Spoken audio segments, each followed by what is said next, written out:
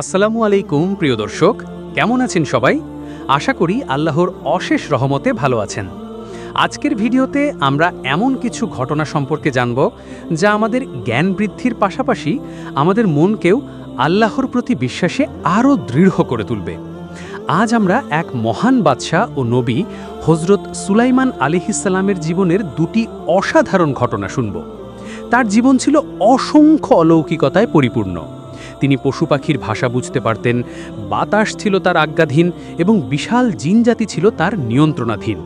আসুন আজ আমরা তার জীবনের দুটি অলৌকিক গল্প শুনি, যা আপনার হৃদয়কে গভীরভাবে স্পর্শ করবে। প্রথম ঘটনা।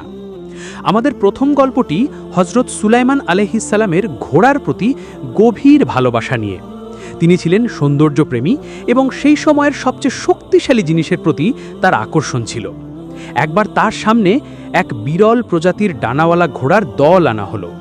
এই ঘোড়াগুলো ছিল এতই সুন্দর এবং মনোমুগ্ধকর যেন তারা কোনো কল্পনার জগৎ থেকে নেমে এসেছে। তাদের ডানার সাহায্যে তারা অল্প দূরত্বে উড়তেও পারত। হজরত সুলাইমান আলাইহিসসালাম তাদের দেখে এতটাই মুগ্ধ হলেন যে তিনি সময় জ্ঞানই হারিয়ে ফেললেন। ঘোড়াগুলো দেখতে দেখতে কখন যে আসরের নামাজের সময় পার হয়ে যাচ্ছে তা তার খেয়ালই ছিল না। হঠাৎ সূর্য পশ্চিম আকাশে অস্ত যাওয়ার ঠিক আগ মুহূর্তে তার হুঁশ হলো। তিনি দেখলেন আসরের নামাজের শেষ সময় প্রায় হয়ে এসেছে। একজন নবী এবং আল্লাহর প্রিয় বান্দা হিসেবে এই ভুল তার হৃদয়ে এক গভীর অনুশোচনা সৃষ্টি করল। তার চোখ থেকে অনুতাপের অশ্রু ঝরে পড়ছিল। তিনি আল্লাহর কাছে গভীর তওবা করলেন এবং ক্ষমা চাইলেন। আল্লাহর প্রতি তার এই অনুতাপ এতটাই আন্তরিক ছিল যে মহান আল্লাহ তার দোয়া কবুল করে নিলেন। তিনি সূর্যকে আদেশ করলেন, হে সূর্য, আজকের জন্য তোমার গতিপথ থামিয়ে দাও। আর এক অলৌকিক উপায়ে সূর্য পশ্চিম আকাশে অস্ত যেতে কিছুটা সময় নিল। হজরত সুলাইমান আলাইহিসসালাম সেই অতিরিক্ত সময়ে আসরের নামাজ আদায় করতে পারলেন। নামাজের পর তিনি এক কঠিন সিদ্ধান্ত নিলেন।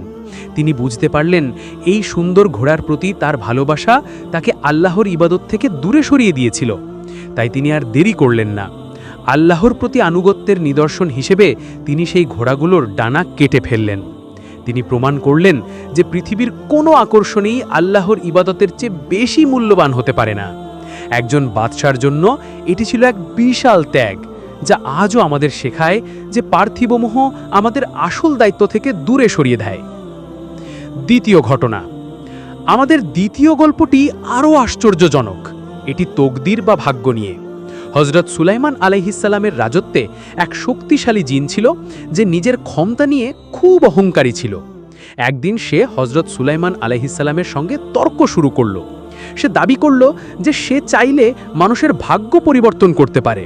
হজরত সুলাইমান আলাইহিসসালাম তার এই দাবি প্রত্যাখ্যান করলেন এবং বললেন, আল্লাহ যা নির্ধারণ করেছেন তা পরিবর্তন করা কোনো জিন বা শয়তানের পক্ষে সম্ভব নয়।